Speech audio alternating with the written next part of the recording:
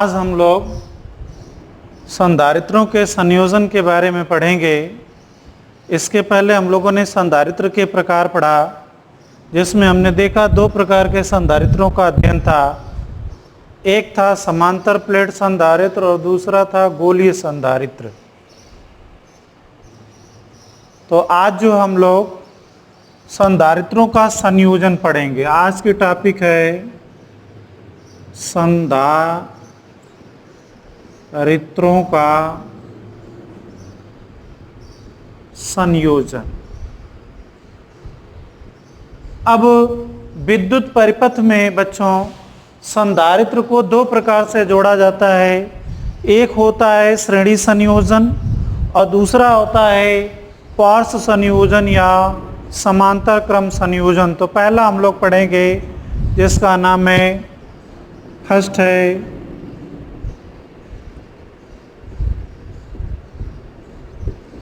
श्रेणी क्रम संयोजन। संधारित्रों के संयोजन में फर्स्ट है श्रेणी क्रम संयोजन।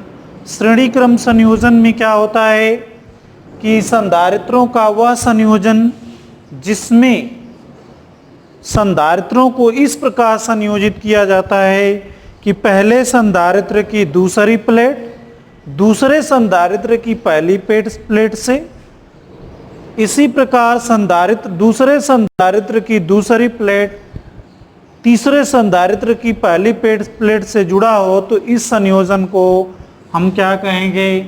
श्रेणी क्रम संयोजन कहा जाता है। जैसे इस चित्र में ये आपका एक संधारित्र है जिसकी धारिता कितनी है? C1 है।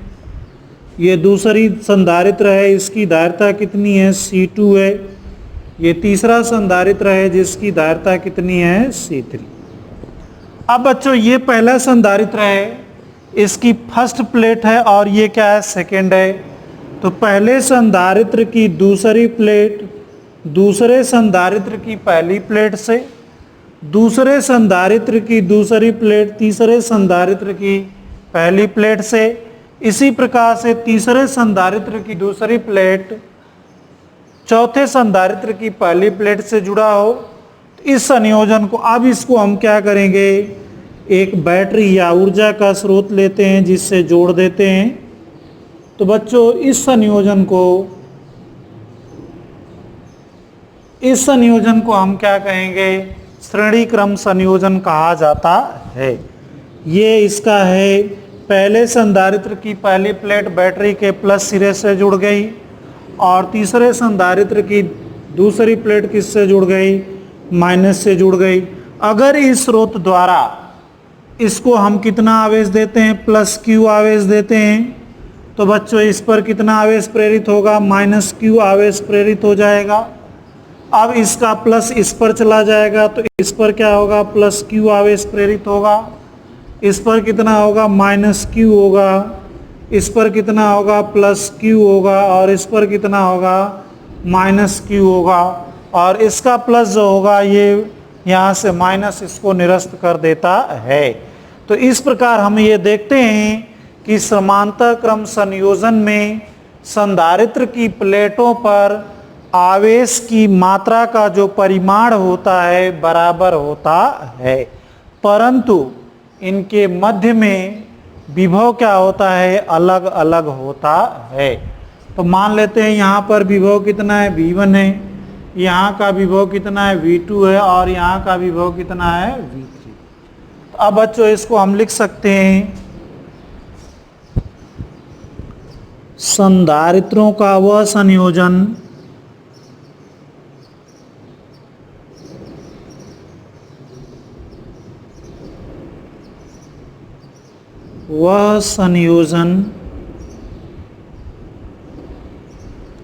जिसमें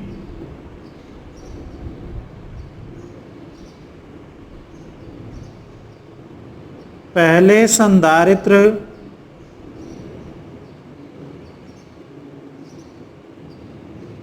की दूसरी प्लेट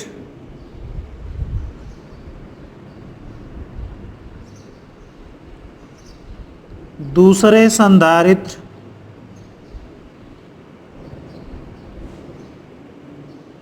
कि पहली प्लेट से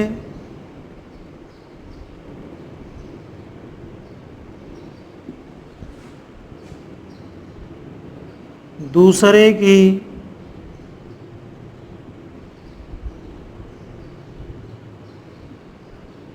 दूसरी प्लेट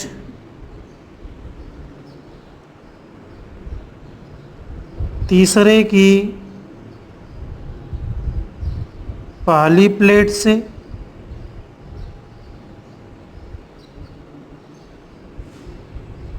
तथा अन्य संधारित्र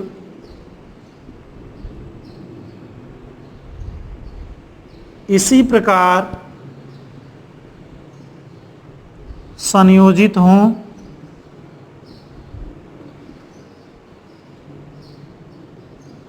तो इसे श्रेणी क्रम संयोजन कहते हैं। श्रेणी क्रम संयोजन कहते हैं। श्रेणी क्रम संयोजन में श्रेणी क्रम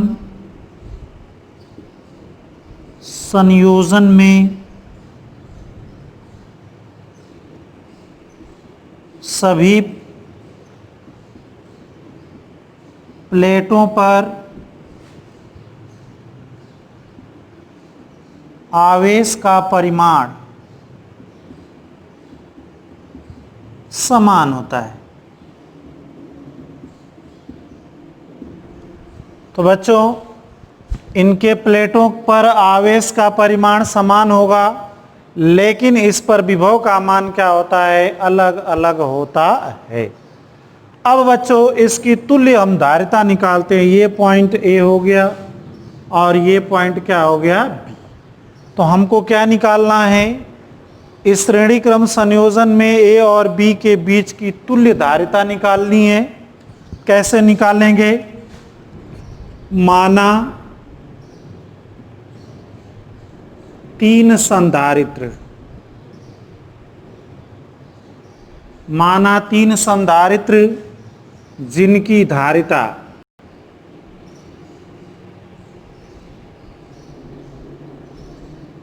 जिनके धारिता C1, C2 व C3 है। चित्र के अनुसार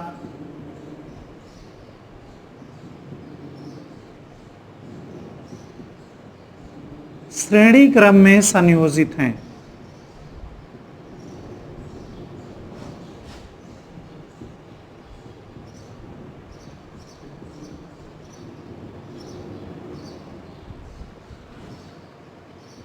C1, C2, C3 का विभवांतर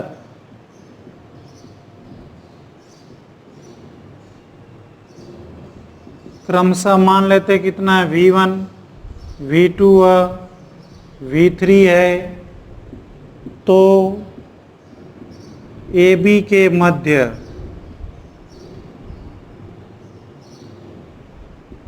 विभवांतर। अब बच्चों यहां देख लो, A और B इसको बैटरी से हमने जोड़ दिया है।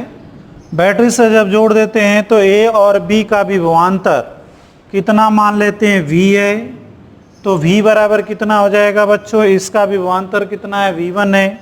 इसका विभवांतर कितना है? V2 है। इसका विभवांतर कितना है? V3 है। तो V इज इक्वल टू कितना होगा? V1 plus V2 plus V3। तो अब यहाँ पर जैसा कि आप जानते हैं कि श्रेणी क्रम संयोजन पर सभी प्लेटों पर आवेश का परिमाण क्या होता है? बराबर होता है। यदि प्लेटों पर आवेश का परिमाण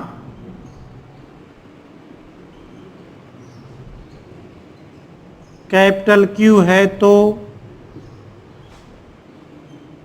V1 बराबर बच्चों कितना हो जाएगा? Q/C1। V2 बराबर कितना होगा Q upon C2, V3 is equal to कितना हो जाएगा Q अपान C3। अब ये जो समीकरण एक आ गया, इस समीकरण एक में V1, V2 और V3 का मान रखने पर तो यहां पर तो V बराबर कितना हो जाएगा Q अपान C1, Q upon C2, Q अपान कितना हो गया C3। अब बच्चों इसके अंश में Q कॉमन है तो Q को आप बाहर लोगे तो ब्रैकेट में आएगा 1/C1 plus 1/C2 plus 1/C3। अब Q को इधर ट्रांसफर करोगे, V अपान क्या हो गया Q is equal to 1/C1 plus 1/C2 plus 1/C3। अब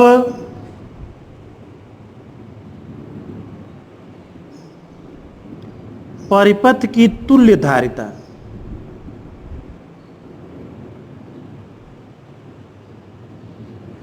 हम कितना मान लेते हैं CS है, तो यहां पर आप लिख सकते हो CS बराबर कितना लिखेंगे Q अपान V लिख देंगे। तो अब यहां पर उसका मान रखेंगे तो यहां पर आ जाएगा 1/CS is equal to 1/C1 plus 1/C2 plus 1/C3। ये बच्चों इक्वेशन नंबर कितना हो गया 3 हो गया।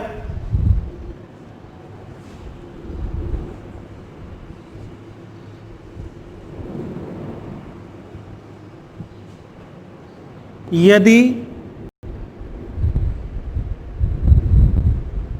संधारित्रों की संख्या n है तो 1/CS बराबर कितना हो जाएगा 1/C1 plus 1/C2 plus 1/C3 plus 1 कितना हो जाएगा Cn। अब बच्चों समीकरण 2 और 3 से क्या स्पष्ट होता है, इससे यह स्पष्ट होता है कि श्रेणी क्रम संयोजन में संधारित्रों की तुल्य संधारित्र की जो धारिता होती है, तुल्य संधारित्र की धारिता का जो व्युत्क्रम होता है वो संधारित्रों की धारिता के व्युत्क्रम के योग के बराबर होता है। तो यहां पर बच्चों इस उपरोक्त समीकरण से स्पष्ट है, पहला क्या है परिपथ की तुल्य धारिता का व्युत्क्रम सभी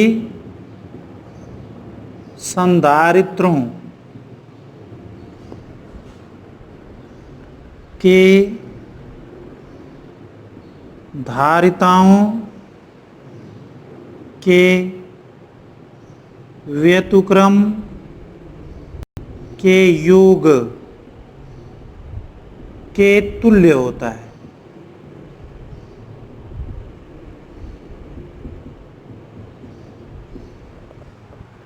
अब ये आपका हो गया समीकरण नंबर 2 और 3 से यह स्पष्ट हो गया कि इससे यह भी स्पष्ट हो जाता है कि इसको कब हम यूज करते हैं। इसमें यूज करने से क्या परिणाम मिलता है, जो तुल्य धारिता होती है उसमें लगे सबसे कम धारिता वाले संधारित्र के मान से भी क्या होता है कम होता है। तो बच्चों इसमें महत्वपूर्ण दूसरा पॉइंट क्या हो गया, श्रेणी क्रम संयोजन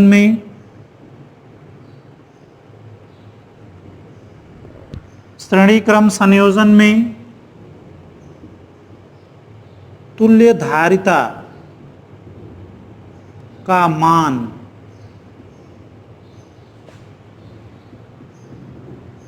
परिपथ में लगे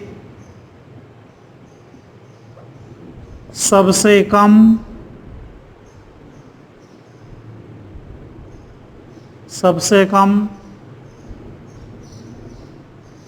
धारिता के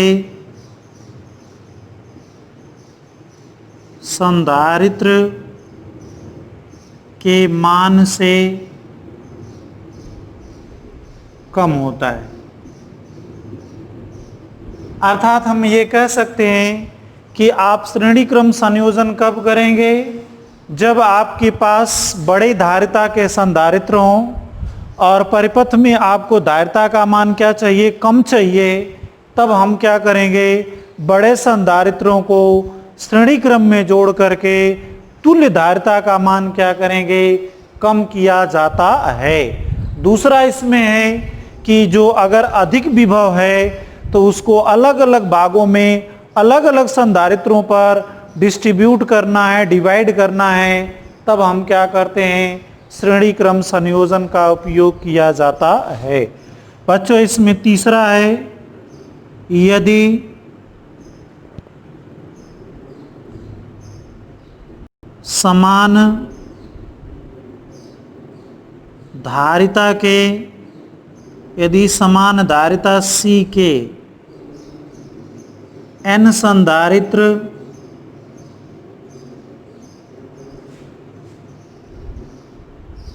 श्रेणी क्रम में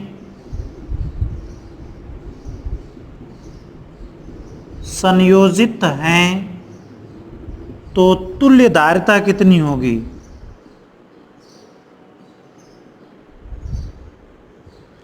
अब बच्चों इस सूत्र का प्रयोग करेंगे। यहाँ पर 1/CS बराबर होगा 1/C, 1/C, 1/C, 1/C बराबर कितना होगा, n/C, या बच्चों CS बराबर कितना होगा, C/n। अर्थात यदि समान धारिता के 10 संधारित्र या n संधारित्र समांतर क्रम श्रेणी क्रम में जुड़े हों तो उसकी तुल्य धारिता कितनी हो जाएगी, उस एक संधारित्र के मान का 1/n गुना हो जाती है। अर्थात तुल्य धारिता का मान क्या होगा, C/n, अर्थात n गुना, या कह सकते हैं 1/n गुना हो जाती है। अर्थात उसका मान बहुत कम हो जाता है।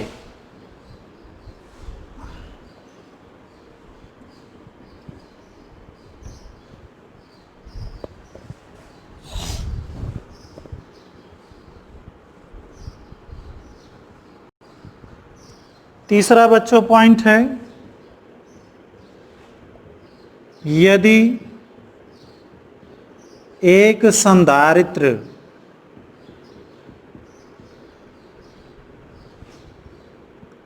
के प्लेटों के मध्य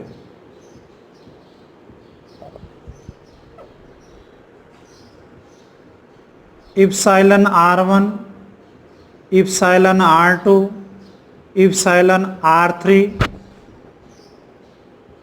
परावैद्युतांक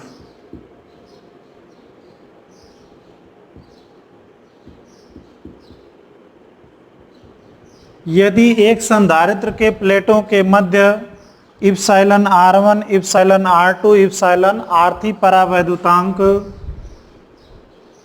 के पदार्थ जिनकी मोटाई क्रमशः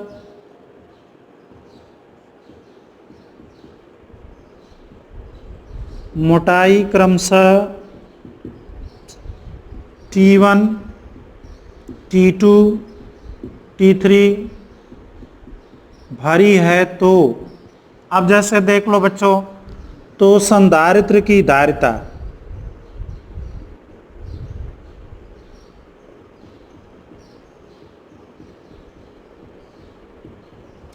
अब इसमें आप देख लीजिए, ये जैसे आपका संधारित्र है, ये आपके संधारित्र, इसके प्लेट का क्षेत्रफल कितना A है, इसमें एक मटेरियल ये भरा हुआ है जिसका परावैद्युतांक कितना है, इप्सिलॉन r1 है, और इसकी मोटाई कितनी है, T1 है। बच्चों ये दूसरा है, ये दूसरी मटेरियल भरी हुई है जिसका परावैद्युतांक कितना है, इप्सिलॉन r2 है, जिसकी मोटाई कितनी है, T2 है। और तीसरा है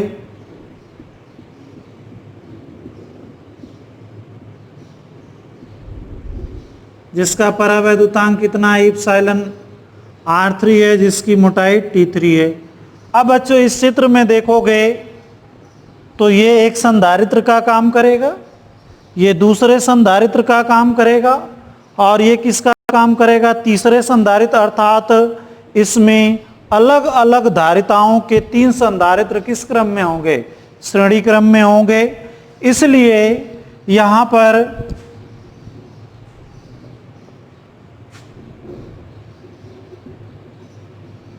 संधारित्र की तुल्य धारिता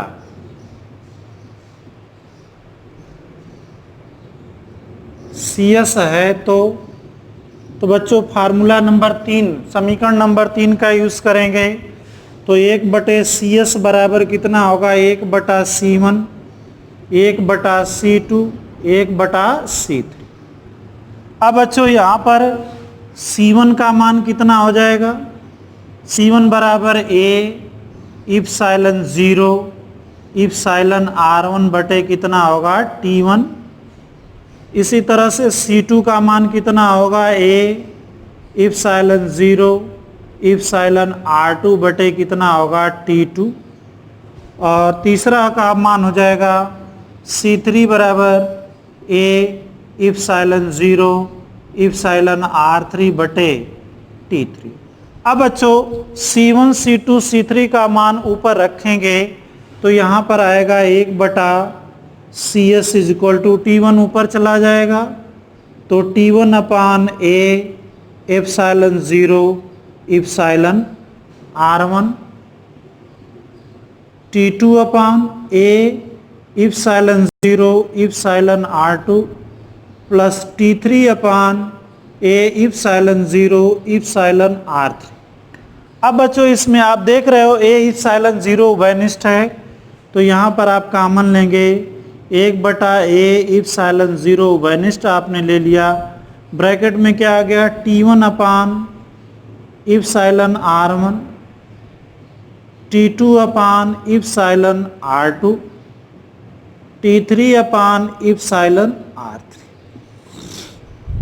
अब बच्चों CS का मान निकालोगे तो CS बराबर कितना हो जाएगा, A इप्सिलॉन 0 बटे यहाँ पर होगा T1 अपान इप्सिलॉन R1, T2 अपान इप्सिलॉन R2, T3 अपान इप्सिलॉन R3।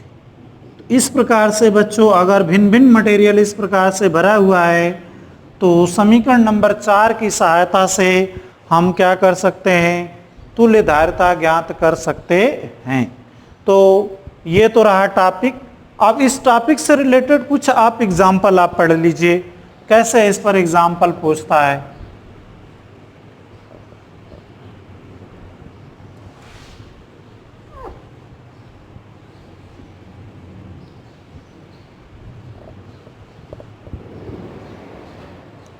जैसे बच्चों एक क्वेश्चन हम ले लेते हैं। अब जैसे इसमें क्वेश्चन है,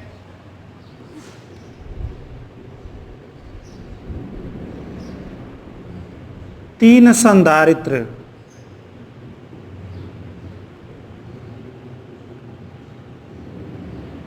जिनकी धारिता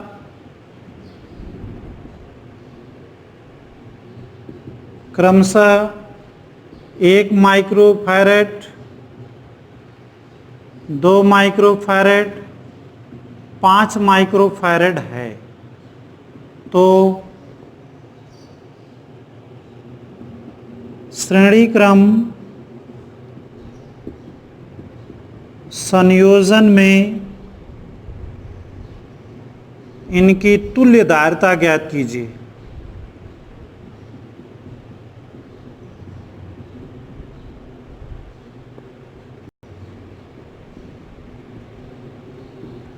अब बच्चों इसमें पहले आप लिख लेंगे क्या क्या दिया है। अब जैसे इसमें C1 का मान कितना दिया है, 1 माइक्रोफैरेड। C2 का मान क्या दिया है, 2 माइक्रोफैरेड।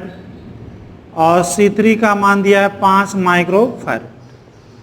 तो इनकी तुल्य धारिता 1/CS बराबर फार्मूला है 1/C1 plus 1/C2 plus 1/C3।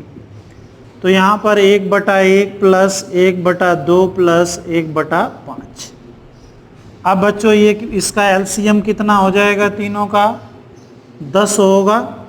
तो यहाँ हो गया 10, यहाँ हो गया 5 और यहाँ हो गया, कितना हो गया 17/10। तो यहाँ CS बराबर हो गया 10/17 माइक्रोफैरड। तो अब आप देख रहे हो इस सूत्र में कि 17/10 माइक्रोफैरड सबसे कम धारिता किसकी है, C1 की 1 माइक्रोफैरड इसकी धारिता सबसे कम है। और आप तुल्य धारिता को क्या देख रहे हो, तुल्य धारिता CS का मान क्या हो गया, 1 से भी कम प्राप्त होता है। तो इससे स्पष्ट होता है कि श्रेणी क्रम संयोजन का उपयोग तभी करेंगे जब हमें कम धारिता का संधारित्र की आवश्यकता होती है।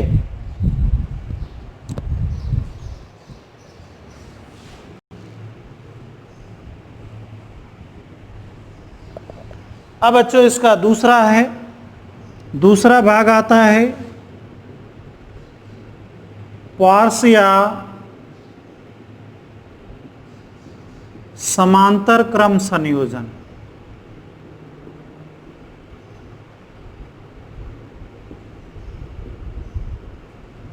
पार्श्व या समांतर क्रम संयोजन का वह तरीका या वह विधि है जिसमें सभी संधारित्र समान विभव पर स्थित हों। तो इस प्रकार के संयोजन को हम क्या कहते हैं, पार्श्व या समांतर क्रम संयोजन कहा जाता है। तो यहां पर आप लिख सकते हो संधारित्रों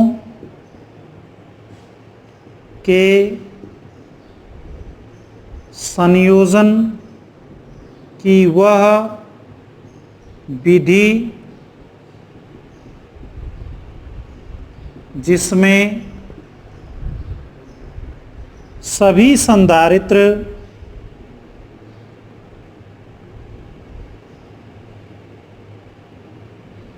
समान विभव पर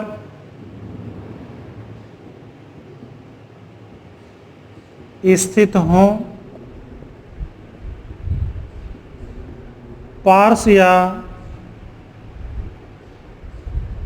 समांतर क्रम संयोजन कहते हैं।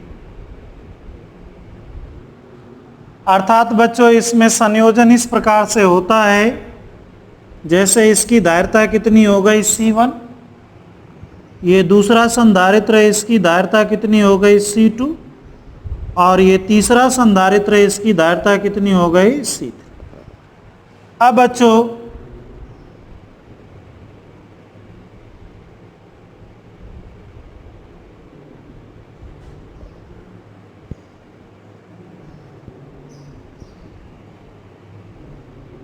अब ये संयोजन, ये क्या है आपका, ये संयोजन आपका कौन सा संयोजन कहलाएगा, समांतर क्रम संयोजन। ये आपका टर्मिनल जो है ये आपका A है, और ये बच्चों क्या है आपका टर्मिनल क्या है B।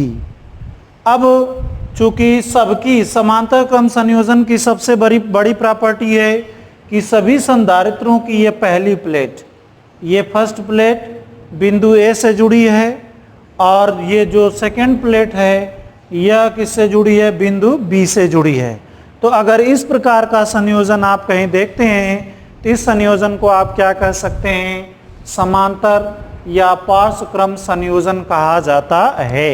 ये सभी के सभी संधारित्र क्या होते हैं, समान विभव पर होते हैं, लेकिन इन पर आवेश की मात्रा अलग अलग होती है। तो अब बच्चों इस पर मान लो प्लस Q1 कूलाम का आवेश है, तो इस पर कितना होगा -Q1 हो जाएगा। इस पर प्लस Q2 कूलाम का आवेश है, तो इस पर हो जाएगा -Q2 कूलाम का आवेश। इस पर प्लस Q3 कूलाम का है, तो इस पर कितना हो जाएगा -Q3 कूलाम का आवेश हो जाएगा। यहाँ से इस बैटरी से Q कूलाम का आवेश जा रहा है, तो ये 3 भागों में डिवाइड होगा, Q1, Q2 और Q3। तो अब इसकी तुल्य धारिता निकालेंगे। तो इसमें आप लिख सकते हैं, माना C1, C2, C3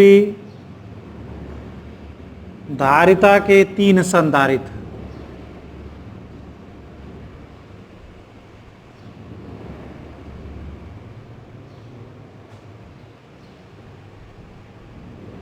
समांतर क्रम में जुड़े हैं।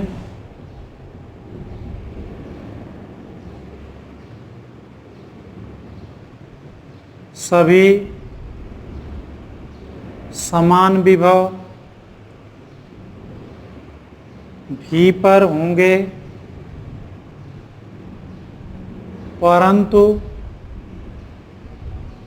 आवेश क्रमशः Q1, Q2 व Q3 है। तो बच्चों, आवेश संरक्षण का नियम है कि आवेश ना तो उत्पन्न किया जा सकता है ना तो नष्ट किया जा सकता है। यदि बिंदु A पर Q आवेश आ रहा है तो यही Q आवेश 3 भागों में डिवाइड हो जाता है। तब यहाँ लिख सकते हो Q बराबर Q1 प्लस Q2 प्लस कितना हो जाएगा, Q3। ये आपका हो गया समीकरण नंबर 1। अब इनकी धारिता की परिभाषा से क्या होगा, परंतु Q1 बराबर क्या होगा, C1V होगा। Q2 बराबर क्या रखोगे, C2V और Q3 बराबर क्या रखोगे, C3V। अर्थात सभी समान विभव पर हैं। विभव का मान कितना है, V है। तो बच्चों Q बराबर कितना हो गया, C1V plus C2V plus C3V। V आप उभयनिष्ठ बाहर ले लोगे तो यहाँ आ गया C1 plus C2 plus C3। अब यहाँ पर Q upon V is equal to C1 plus C2 plus C3। तुल्य धारिता को कितना मान लें, Cp है तो Cp बराबर परिभाषा से Q अपान V हो जाएगा। तो बच्चों Cp बराबर कितना हो गया, C1 plus C2 plus C3। यदि n संधारित्र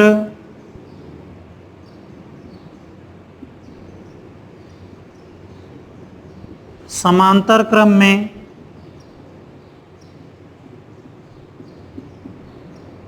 जुड़े हैं तो ये Cp बराबर होगा C1 plus C2 plus C3 plus Cn।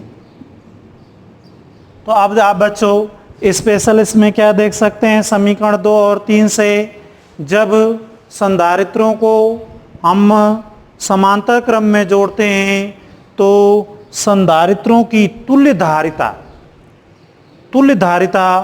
जो इसमें लगा हुआ संधारित्र सबसे बड़े संधारित्र की धारिता से भी क्या होगा, अधिक होता है। तो इसका पहला पॉइंट है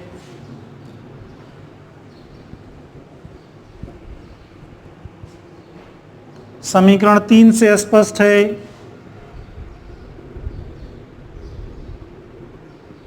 समांतर क्रम संयोजन में तुल्य धारिता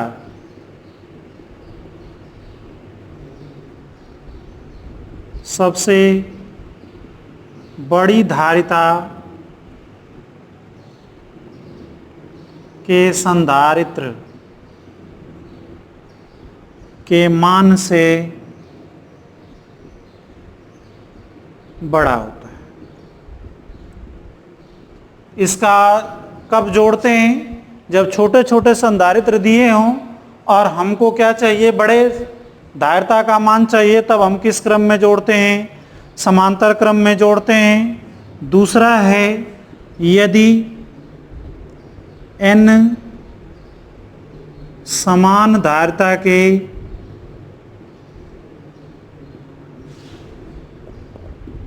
संधारित्र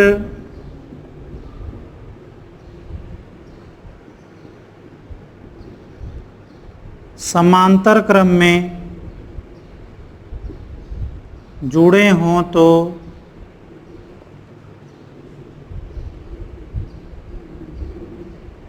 तुल्य धारिता Cp बराबर कितना हो जाएगा, Nc हो जाएगा, अर्थात n गुना हो जाएगा। तीसरा बच्चों है चित्र के अनुसार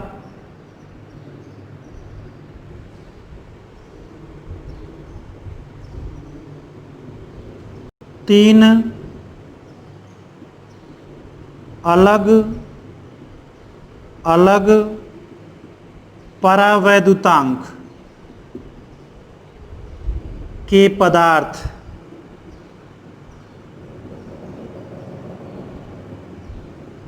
प्लेटों के मध्य भरे हों तो, अब बच्चों ये चित्र है, ये आपका संधारित्र है। यहाँ पर आपका मान लीजिए लकड़ी का बुरादा भर दिया, ये दूसरा मटेरियल आपका है कांच भर दिया, और बच्चों ये तीसरा मटेरियल जो है कोई अन्य भर दिया, कागज भर दिया। इसका क्षेत्रफल A1 है, इसका क्षेत्रफल A2 है, और इसका क्षेत्रफल कितना है, A3 है। तो अब ये एक ही प्लेट से इसकी तीनों जुड़े हुए हैं, तो अब ये क्या कहलाएगा आपका, ये समांतर क्रम संयोजन कहलाएगा। इस प्लेट की बीच की दूरी कितनी है, D है। तब इस क्रम में इनकी तुल्य धारिता कितनी हो जाएगी आप निकाल सकते हैं।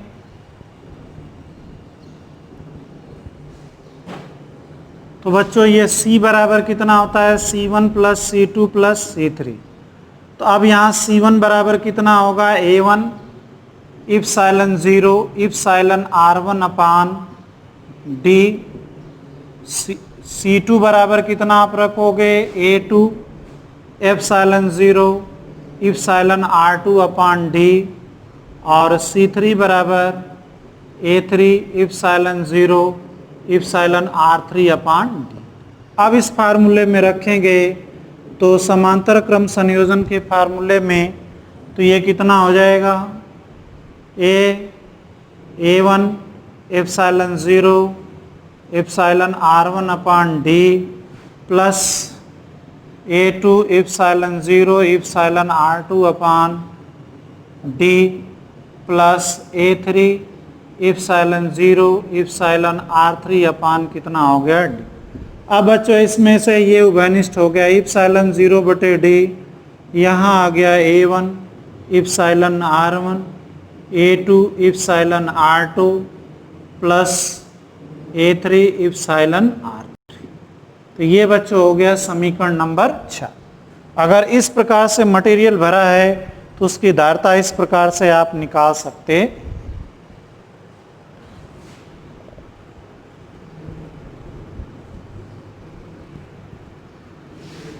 जस्ट एक न्यूमेरिकल हल कर लूं। अब बच्चों एक क्वेश्चन है, दोनों का मिक्स है। अब जैसे आपका एक चित्र दे दिया है, इसकी तुल्य धारिता आपको निकालनी है।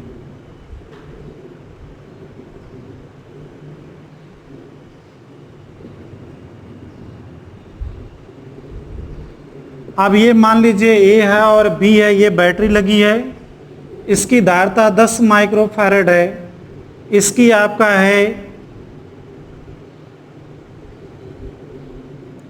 20 माइक्रोफैरड है, और इसकी धारिता 30 माइक्रोफैरड है। तो बच्चों इसको हम क्या मान लेंगे, C1 मानेंगे, C2 मानेंगे, और ये C3। ये समांतर और श्रेणी दोनों का मिक्स है। A और B के बीच की तुल्य धारिता ज्ञात करनी है। तो इसमें आप क्या हल करेंगे, तो पहले आप देखेंगे, अब आप देखिए C1 और C2 दोनों की पहली प्लेट A से जुड़ी है और दूसरी प्लेट क्या है, यहाँ जुड़ी है, अर्थात ये दोनों C1, तो यहाँ लिखेंगे C1 व C2 किस क्रम में है, समांतर क्रम में है। अतः इनकी तुल्य धारिता बच्चों हम क्या मान लेंगे, सी डैश मान लेंगे। तो अब ये समांतर क्रम का सूत्र कितना होता है, C1 प्लस C2। तो C1 का मान कितना है 10 माइक्रोफैरड और C2 का मान कितना है 20 माइक्रोफैरड। इसको आप जोड़ोगे कितना आ जाएगा 30 माइक्रोफैरड। अब एक अलग से चित्र बना लेते हैं।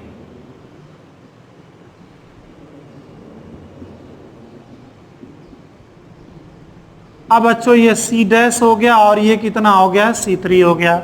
अब आपको चित्र में देखने से लगता है कि C डैश और C3 दोनों किस क्रम में है, श्रेणी क्रम में है, इसलिए इनकी तुल्य धारिता, तो ये C डैश तथा C3 किस क्रम में आ गए, श्रेणी क्रम में है। अतः परिपथ की तुल्य धारिता C बराबर C डैश प्लस, अब चूंकि ये किस क्रम में है, श्रेणी क्रम में है, तो इसके लिए सूत्र होता है 1/C बराबर 1/C डैश प्लस 1/C3। अब बच्चों यहाँ पर C डैश का मान कितना है, C डैश का मान 30 है, तो यहाँ रखेंगे 1/30 प्लस 1/30, 2/30 बराबर 1/15, अर्थात C बराबर कितना हो गया 15 माइक्रोफैरड। तो इस प्रकार से आप प्रश्नों को हल कर सकते हैं। इसी के साथ आज का टॉपिक खत्म।